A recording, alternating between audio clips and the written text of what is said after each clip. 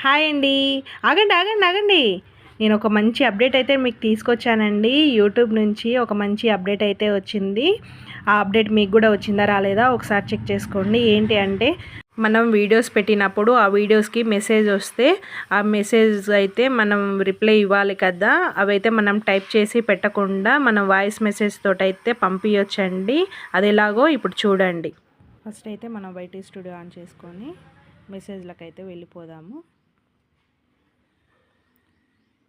మనకు వచ్చిన మెసేజ్లు అయితే ఆన్ చేసుకొని ఇక్కడ 4 లైన్స్ అయితే ఉంటాయి, అదైతే క్లిక్ చేసుకోవాలి.